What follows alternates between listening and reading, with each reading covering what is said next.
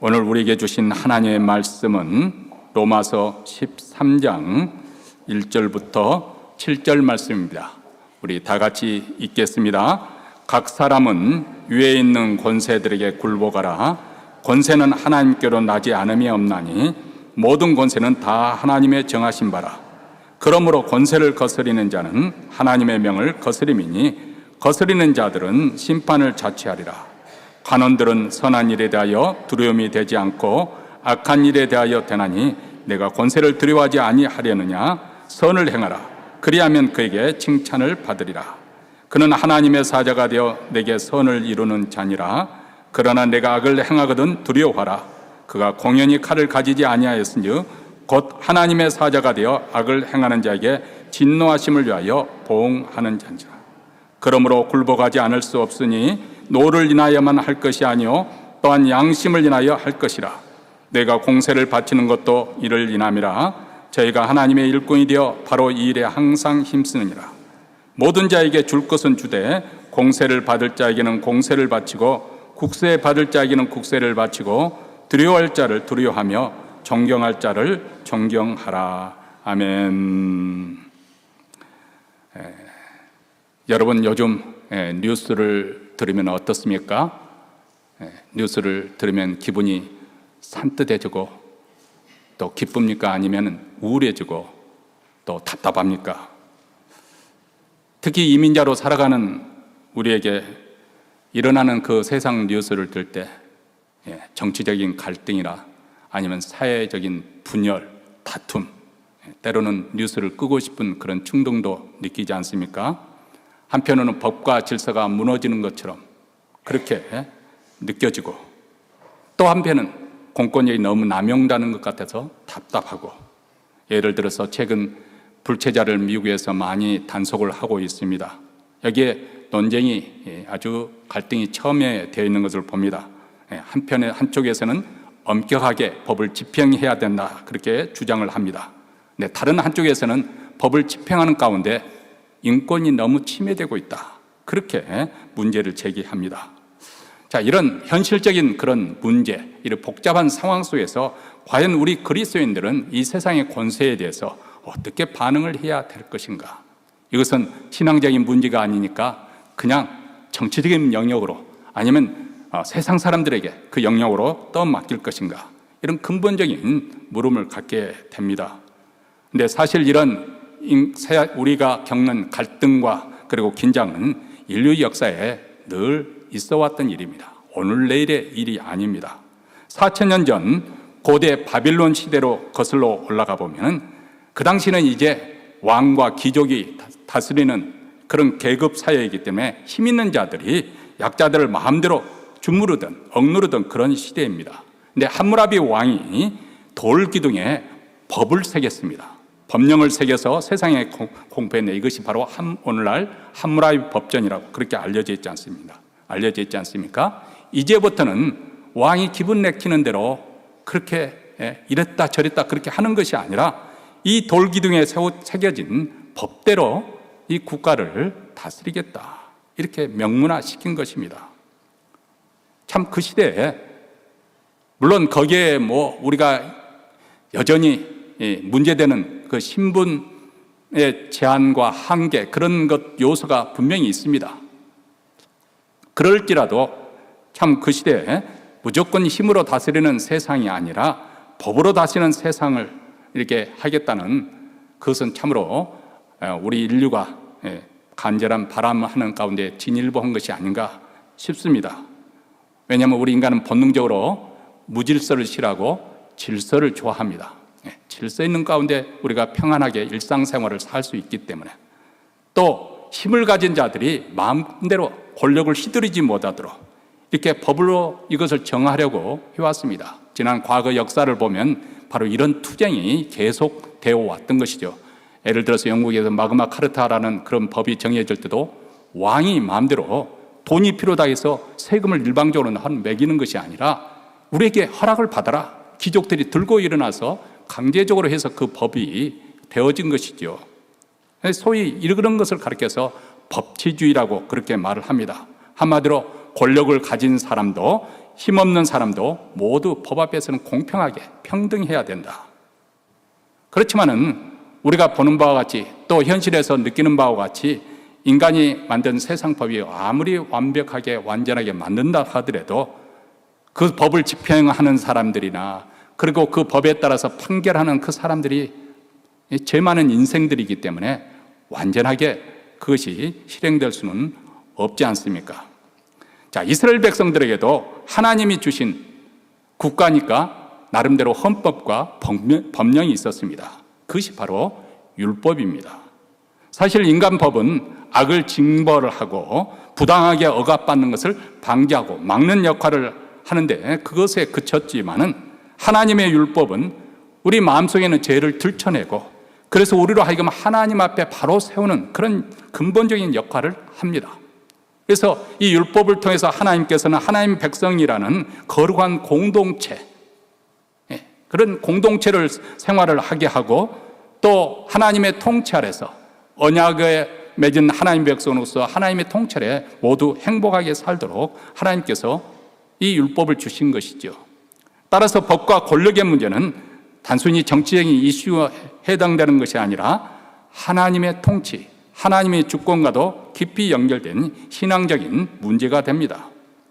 단순히 이 세상 법을 따르는 것을 넘어서서 우리는 하나님의 공의와 사랑을 반영하는 그런 질서, 그런 법이 집행되도록 우리는 함께 노력해야 되기 때문에 그렇습니다. 그렇기 때문에 오늘 믿는 자들에게도 법과 권력, 권세 이 문제는 현실 속에서 우리가 신앙적으로 이 문제를 어떻게 풀어가야 할 것인가. 다른 영역도 마찬가지입니다만 이런 어떻게 보면 정치적인 영역에 속한 문제도 우리에게 신앙적인 그런 과제이기도 합니다. 그래서 오늘 이 아침 우리는 하나님 말씀을 듣고자 모인 것이죠. 오늘 본문 로마서 13장 1절부터 7절까지 말씀은 우리에게 크게 세 가지를 우리가 이것을 통해서 세 가지를 생각해 보려고 합니다. 첫째는 모든 권세는 어디로부터 오는 것인가? 둘째는 그렇다면 정부, 이 국가의 역할은 무엇인가? 그리고 마지막으로 우리 믿는 이들은 이 그 국가라는 이런 권세의 그 틀 속에서 우리가 신앙적으로 그러면 어떤 자세로 우리가 대처하고 또 살아가야 하는 것인가? 우리가 이것에 대한 하나님의 말씀을 들으면서 혼란스러운 세상 속에서도 우리의 믿음이 흔들리지 않고 더욱더 굳건하게 세워지는 일이 있기를 주의 이름으로 축원합니다. 오늘 본문 로마서 13장이 쓰여진 그 당시 사도 바울이 로마서를 쓰는 그 당시 로마 제국은 무력으로 세계 질서를 유지했습니다. 로마의 힘을 가지고 지중해에 있는 모든 나라를 정복하고 이렇게 통일을 시켰기 때문에 예전처럼 그렇게 자주 빈번한 전쟁이 일어나지 않지 않습니까? 어쨌든 평화가 구가되는, 그렇기 때문에 그만큼 번성할 수 있는 그런 시대이기도 하죠. 그러니까 이것을 가리켜서 팍스 로마나라고 그렇게 표현을 합니다. 로마의 평화인데 이것은 예수 그리스도의 십자가의 피로 이루어진 평화가 아니라 칼의 힘을 통해서 이루어진 그 질서를 통해서 이루어진 평화입니다. 그런데 그렇게 로마가 그 시대에 그런 평화와 또 번영을 가져왔지만 동시에 우리 기독교인들을 또한 박해했습니다. 그뿐만 아닙니다. 우리가 로마 역사에서 보면은 폭군 황제들이 등장해서 많은 악한 일들, 불의를 자행했습니다. 성도들은 이런 핍박 속에서 우리 신앙과 충돌하는 이 권력에 대해서 어떻게 우리가 해야 되는가? 복종해야 되는가? 불복종해야 되는가? 이런 신앙의 딜레마에 빠졌을 것입니다.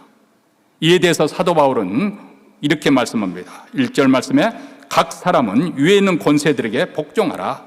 권세는 하나님께로 나지 않음이 없나니 모든 권세는 다 하나님께서 정하신 바라.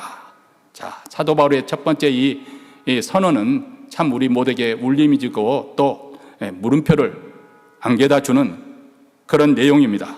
당시 로마 제국이 이 그리스도인들을 박해하고 또 무거운 세금을 물리고 불의한 통치를 일삼는 그런 권력 체제인데 이런 불의한 권력 체제에 어떻게 해야 될 거냐 묻는 게 모든 권세는 하나님께로 왔다.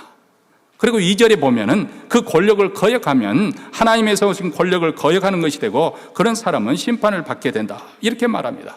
그래서 1절과 2절을 가지고 과거에는 보면 종종 불의한 정권과 권력을 옹호하는데 그것을 소위 말하자면은 방어하는 데 많이 썼어요.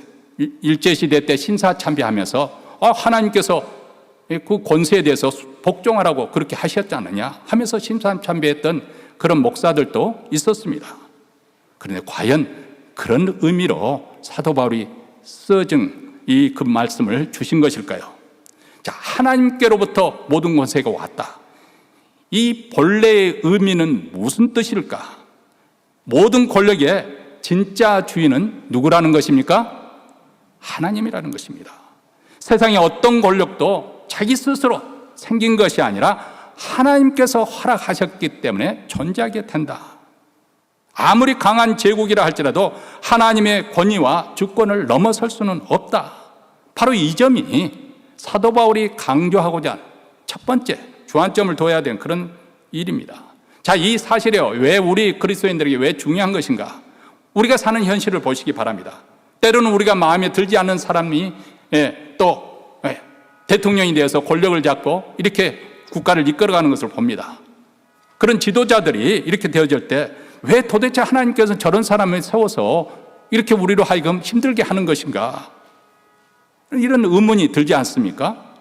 그래서 하나님은 어떻게 할 수 없으니까 그냥 되었는 대로 방치해 두는 것인가? 그런 의문이 생기는 것이죠. 근데 여기에 대한 가장 강력한 답변이 다니엘서에 나오죠. 느부갓네살 왕의 이야기입니다. 자, 느부갓네살, 그 바벨론 왕 느부갓네살이 엄청난 전생기를 구가하고 있을 때 그 화려한 바빌론 성, 그 도읍을 바라보면서 어느 날 지붕 위를 걸으면서 그 화려하고 장엄한 그 도성을 바라보면서 혼자 아주 자부심을 가지고 교만한 마음이 들어서 이 큰 바벨론은 내가 능력과 권세로 건설하여 나의 위엄의 영광을 나타낸 것이 아니냐, 이렇게 외쳤습니다. 그러자 그 순간 하늘 위에서 느부갓네살 왕아, 나라의 위가 내게서 떠났느니라, 이렇게 함께 소리와 함께 왕위에서 쫓겨나 들짐승과 함께 7년간 들에 나가서 살게 되는 그런 사건이 일어납니다. 자, 이 스토리, 제가 짤막하게 알려준 이 스토리는 무엇을 과연 말합니까? 아무리 강력한 절대 권력자라 할지라도 그들의 생명과 권세는 하나님 손에 달려 있다는 것입니다. 느부갓네살은 결국 지극히 높으신 분의 하나님께서 사람의 나라를 다스리시고 그가 원하는 사람의 나라를 주신다는 그 진리를 몸소 체험하게 된 것이죠. 세상의 모든 왕과 권력은 하나님의 섭리 속에서 잠시 존재하다가 그리고 사라질 뿐입니다. 그렇기 때문에 우리는 지금 우리 눈앞에서 벌어지는 그 불의한 권력에 의해서 정말 힘들고 고통스러운 일이 진행된다 하더라도 낙심하고 좌절하지 않을 이유가 여기 있습니다. 답답한 마음이 어쩔 수 없는 거지만 그것은 완전히 우리가 포기하지 않을 이유는 역사를 주관하신 분이 바로 하나님이시다. 내가 이해할 수는 없지만은 그러나 그 위에서 우리 하나님께서 이 역사를 이끌고 계신다. 세상의 모든 권력이 하나님의 주권 아래 있다는 사실을 우리가 인식하게 되면 우리는 세상 권력에 대해서 맹목적으로 우상하고, 여러분, 제가 성도들에게 좀 조심스럽게 말씀드리지만 너무 어느 정권에 대해서 너무 좋다고 막 칭찬할 것도 아니고요, 너무 못한다고 그렇게 말할 것도 아니에요. 다 장단점이 있습니다.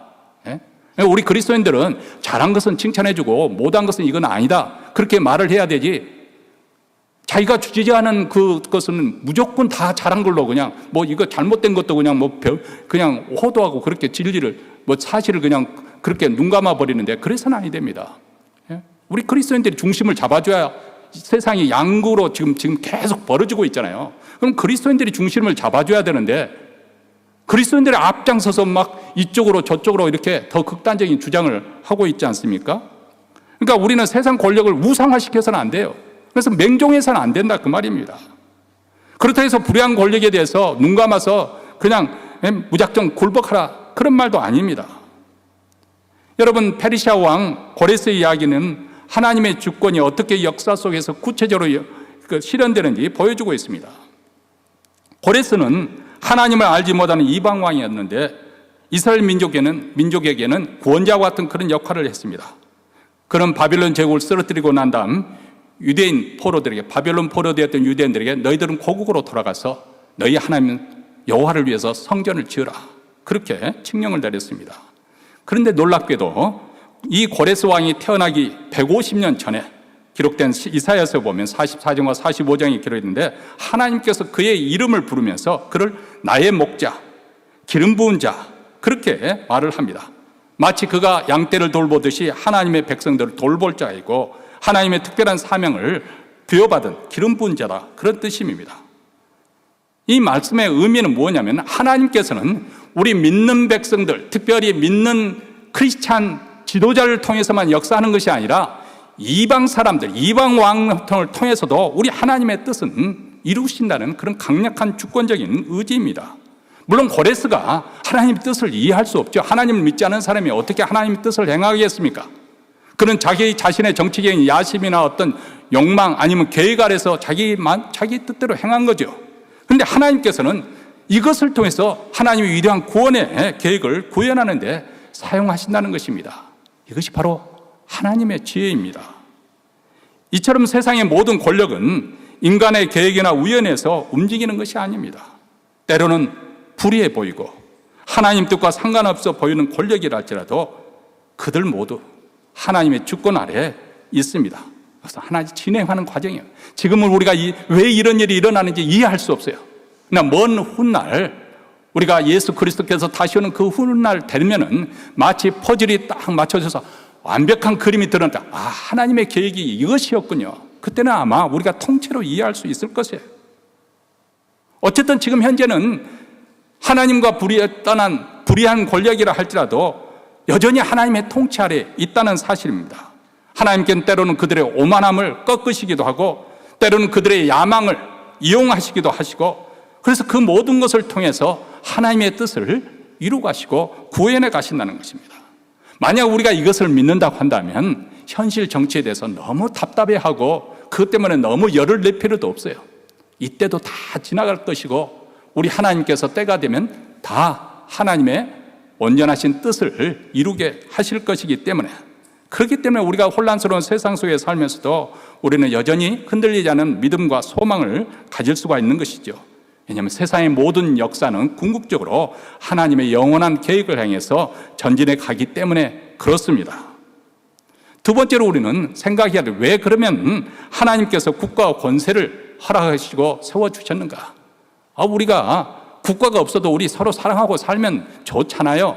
그렇죠? 그러면 세금 낼 필요도 없고 뭐 이런저런 간섭도 받을 필요 없고 그러면 더 좋을 것 같은데, 왜 하나님께서 이 국가라는 정부 조직을 통해서 이렇게 통제를 받게 하시는 것일까? 3절과 4절에서 거기에 대해서 명확하게 답변을 하고 있습니다.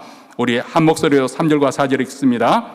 관원들은 선한 일에 대하여 두려움이 되지 않고 악한 일에 대하여 되나니 내가 권세를 두려워하지 아니하려느냐? 선을 행하라. 그리하면 그에게 칭찬을 받으리라. 그는 하나님의 사자가 되어 내게 선을 이루는 자니라. 그러나 내가 악을 행하거든 두려워하라. 그가 공연히 칼을 가지지 아니하였으니 곧 하나님의 사자가 되어 악을 행하는 자에게 진노하심을 위하여 보응하는 자니라. 자, 여기 보면 국가와 권세를 향해서 하나님의 사자라고 표현하고 하나님의 일꾼, 하나님의 사역자라고 그렇게 표현합니다. 하나님의 일을 대신해서 위임받아서 섬기는 자다. 하나님께서 무질서와 악으로부터 약한 자들을 보호하시고 그리고 정의를 세우기 위해서 국가가 지탱해야 될 최소한의 기본의 그 기둥이 있는데, 국가가 쓰러지지 않을 최소한의 기둥이 있는데 그것이 뭐냐면 정의입니다. 그래도 그 국가가 어느 정도 나름대로 공의로운 국가, 정의가 구현되는 국가여야지 사람이 살 수 있죠. 만약에 권력을 가진 사람, 힘 있는 사람들, 기득권자들이 자기 하고 싶은 대로 다 뭐 빼앗고 약탈하고 뭐 때리고 감옥소에 집어넣고 이런 세상이 된다고 한다면 그 국가는 존속할 수 있는 그렇게 살 수가 없는 거죠. 여러분, 노아의 홍수가 왜 일어났어요? 땅끝까지, 강포가 땅끝까지 일어났다는 거예요. 아주 그냥 잘 먹고 네피림같이 힘센 건장한 그 산의 대장부들이 어떤 일을 했느냐? 아주 자기 하고 싶은 대로 하였다는 거예요. 폭력적으로. 그렇기 때문에 하나님께서 더 이상 그 나라를 세상을 두고 볼 수 없어서 홍수로 심판을 하십니다. 소돔과 고모라도 마찬가지예요. 소돔과 고모라의 그 결정적인 심판의 원인은 불러오는 이유가 무엇이었나요? 음란입니다. 음란. 극도의 음란에 빠져서 더 이상 그 사회가 하나님의 뜻에 합하지 못하니까. 여러분, 무질서한 사회가 되면 힘없는 약자가 가장 많이 고통을 받습니다. 그래서 독재자라 할지라도 차라리 그 독재자를 통해서 국가가 나름대로 어느 정도 질서 있는 거 있나죠? 독재자를 딱 제거한다 해서 그럼 그 사회가 더 굉장히 수준이 높아지고 좋아지느냐? 그렇지 않다는 것을 우리는 역사에서 많이 봅니다. 우리 몸에 상처가 나면은 가만히 내버려 두면은 그게 이제 재정이 딱지가 붙고 그래서 떨어져 나가면 되는데 그걸 자꾸 건드려가지고 소독하지 않은 손으로 자꾸 건드리면 어떻게 되겠어요? 더 어려워지는 거예요. 하나님께서는 우리 그 민초들, 힘없는 자들을 불쌍히 여겨서 그 손에서 오히려 더 그들이 더 피해를 보기 때문에 하나님의 방법은 더 섬세하게 정밀하게 일을 하시는 것이죠. 그래서 국가는 존립하는 목적이 무엇이냐? 국가는 칼을 들어서 정의를 세워야 되고 선한 일을 도모해야 되고 사회적인 약자를 돌보고 공동의 유익을 추구하는 그런 사명을 잘 감당해야 됩니다. 안타깝게도 지난날 역사를 보면 국가는 종종 이런 본래의 소명에서 곁길로 나가고 오히려 악을 자행했지 않습니까? 하나님의 질서를 거역하고 국가 권력을 우상화시키고 그것을 절대화시켜서 그래서 그 일로 말미암아서 어떤 비극이 일어나는 역사적인 사례를 통해서 우리는 잘 알 수 있습니다. 히틀러 나치 정권은 권력을 악용해가지고 무고한 사람들을 잡아 죽였어요. 별별 제목으로 해서 자기 정적들을 제거할 뿐 아니라 정신적으로 조금 좀 미약한 사람들, 심신이 미약한 사람들도 잡아다가 다 처형하고 그리고 유대인들 처형하고 이런 식으로 엄청난 많은 사람들을 학살했습니다. 또 공산주의 국가는 어떻게 했습니까? 자기들이 믿는 그 공산주의라는 이념, 그것을 우상화해서 폭력을 정당화했어요. 자기들이 추구하는 플로레타 혁명, 그것은 폭력적인 그 방법을 통해서도 그것을 정당화시켰지 않습니까? 과거에 군사 독재 정권이나 이런 군부들의 그런 또 다 마찬가지예요. 자기들의 권력을 정당화했죠. 반공주를 내세워가지고 자기들의 그 인권을 침해하는 그것, 기본권까지 침탈하는 그런 것을 자행을 했습니다. 이 모든 사례는 국가가 하나님의 부르심을 거부하고 그 역할을 제대로 하지 아니하고 스스로 우상화될 때, 권력을 절대화시킬 때 무서운 악의 도구가 될 수 있다는 것을 우리에게 말씀해 주고 있는 것이죠. 그렇기 때문에 우리는 국가를 맹목적으로 추종하거나 반대로 무조건 거부해서는 아니 되는 거죠. 늘 하나님의 말씀, 이 성경 말씀에 비춰봐서 국가가 본래의 소명을 잘 하고 있는지, 우리가 잘 감당하고 있는지 분별해야 하는 그런 눈이 필요합니다. 국가가 하나님의 뜻을 따라서 올바로 서일 때 우리는 기꺼이 존중해 줘야 되고 협력해 줘야 됩니다. 그러나 만약 국가가 하나님 뜻을 저버리고 악을 행할 때 우리는 그 모든 권력 너머에 있는 하나님의 주권 속에 있는 하나님의 뜻을 분별하고 그 뜻대로 행하는 자가 되어야 할 것입니다. 그래서 세 번째로 오늘 우리 믿는 자들에게 우리가 양심으로 권세에 복종해야 된다는 것을 말씀해 주고 있습니다. 사도 바울은 모든 권세가 하나님께로부터 나왔다고 선언하고 또 국가 권력에 복종하라고 그렇게 명령을 합니다. 이 명령은 맹목적인 복종을 말하고 있는 것이 아니라는 것을 우리가 이미 생각했습니다.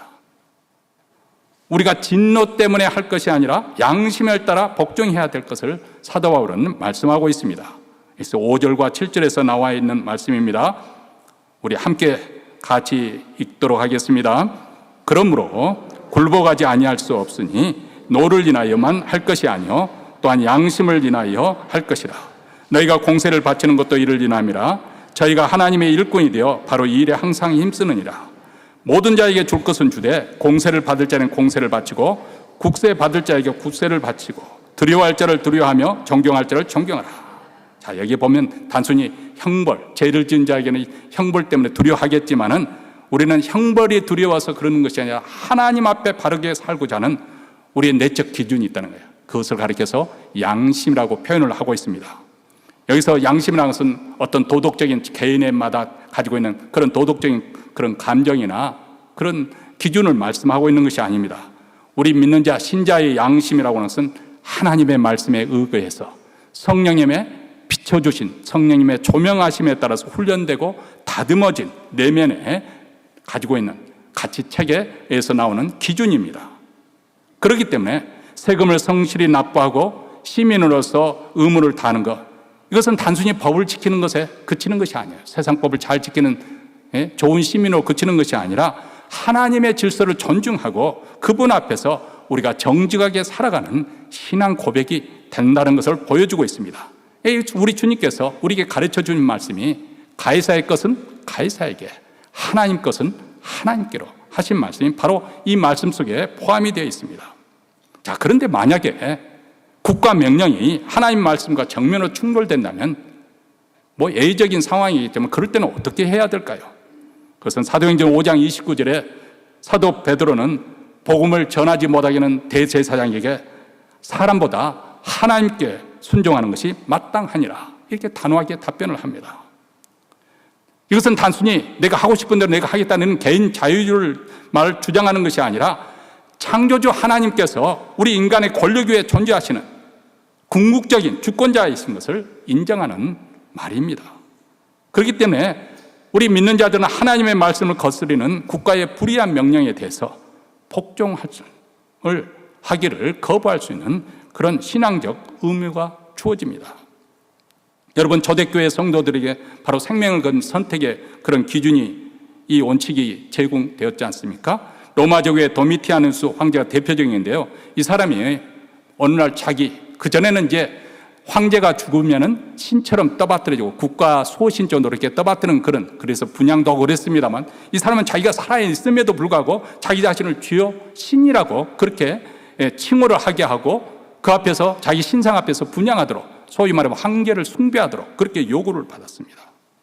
이것은 정치적인 충성만 요구하는 것이 아니라 신으로 숭배하는 종교적인 요구죠. 그래서 초대 기독교인들은 황제의 권위를 인정하면서 국가법을 잘 지키는 선량한 사람이었지만, 그러나 오직 우리 주님만 하나님이신데 어떻게 그를 주라고 부를 수가 있느냐, 어떻게 신이라고 부를 수 있느냐, 그래서 거부했습니다. 하나님께만 순종하는 것이 최고의 가치로 그들은 믿고 그것을 당연히 거부했습니다. 그래서 그들은 재산을 빼앗기도 하고 투옥되기도 하고 순교를 하는 끔찍한 핍박을 겪었습니다. 그렇지만은 그들은 하나님의 명령을 인간의 명령보다 더 앞세우는 것이 참된 복종인 것을 그들은 신앙으로서 고백했던 것이죠. 여러분, 오늘 말씀은 바로 이민자로 살아가는 우리에게 특별한 의미를 줍니다. 우리는 미국이라는 이 땅의 시민이면서 동시에 영원한 하나님의 백성이라는 그 이중적인 그런 정체성을 가지고 우리는 살고 있습니다. 그렇기 때문에 당연히 이 둘 사이에는 긴장이 있습니다. 이 미국 시민으로서 살아가야 되는 것과 하나님 백성으로 살아가는 이 둘 사이에는 긴장이 있을 수밖에 없는데, 오히려 이런 긴장 속에서 우리의 믿음은 더욱더 빛을 발하게 되어 있습니다.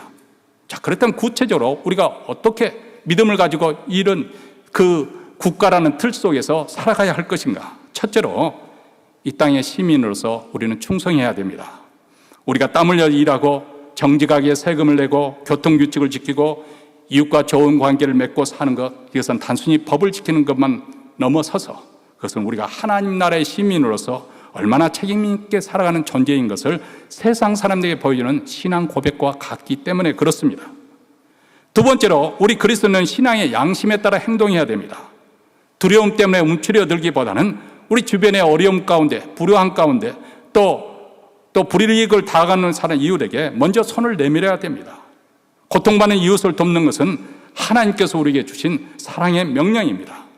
불의에 대해서 침묵하지 않고 또 정의를 외치는 용기를 내는 때 우리는 이 땅에서 빛과 소금의 사명을 감당하게 되는 것이죠. 그리고 마지막 우리가 해야 될 것이 있는데, 그것은 위정자들을 위해서 기도해야 됩니다. 디모데전서 2장은 모든 권세자들을 위해서 기도하라고 가르칩니다. 비록 우리가 동의하지 않은 지도자라 할지라도, 우리가 지지하지 않은 그런 정책이라 할지라도 우리 하나님께서는 우리 기도를 들으시고 또 우리 기도를 통해서 하나님께 이 땅에 공의와 평화를 이루어 가실 것입니다. 그것을 믿기 때문에 또 하나님만이 위정자들의 마음을 또 움직일 수 있기 때문에 그들을 위해서 지혜와 또 정의가 임할 수 있도록 하나님 앞에 기도해야 됩니다. 그러면 하나님의 뜻이 이 땅에 임할 줄로 믿습니다. 사랑하는 성도 여러분, 우리가 여기저기서 들려오는 소식은 우리 이민자로서의 삶이 매우 불안정하다는 그것을 느껴지게 하는 그런 뉴스들이 많습니다. 모든 권세의 주인은 우리 하나님이십니다. 이 진리를 우리가 굳건하게 믿게 될 때 우리는 용기와 또 평안을 가지고 살아갈 수가 있습니다. 불의와 혼란 속에서 무력해요. 낙심하거나 좌절하지 마시고 하나님의 주권을 굳게 믿고 믿음의 행보를 담대히 나가는 우리 모두가 되시기를 주의 이름으로 축원합니다. 기도하겠습니다.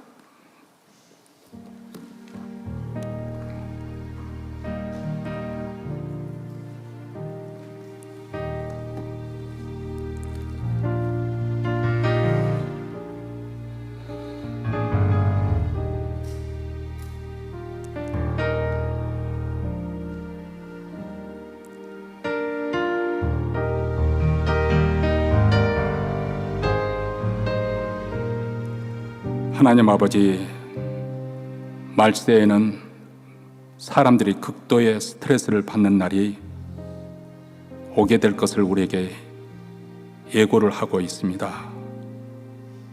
많은 사람들이 사랑이 식어버리고 무정하고 또 폭력적이 되어갈 것을 우리에게 말씀하고 있는데, 하나님, 오늘날 일어나는 그 모든 현상을 보면서도 우리가 낙심하지 않을 것은 이를 통해서 하나님의 나라, 예수 그리스도의 날이 점점 더 가까이 오고 있음을 깨닫기 때문입니다. 비록 눈에 보이는 그 현상들이 다 만족스럽지 않고 이해될 수 없는 그런 일이라 할지라도 여전히 하나님의 주권 아래에 있다는 것을 우리가 믿을 때 우리는 더 이상 두려워하지 않습니다. 믿음으로 살아갈 수가 있습니다. 하나님께서 우리로 하여금 이런 시대에 지혜롭게 살아갈 수 있도록 하나님 성령의 은사로 충만하게 내려주시고 능력을 주셔서 담대하게 하여 주시옵소서. 우리 구주 예수 그리스도 이름으로 기도합나이다. 아멘. 다 함께 일어나셔서 찬송가 265장 결단한 마음으로 부르시겠습니다.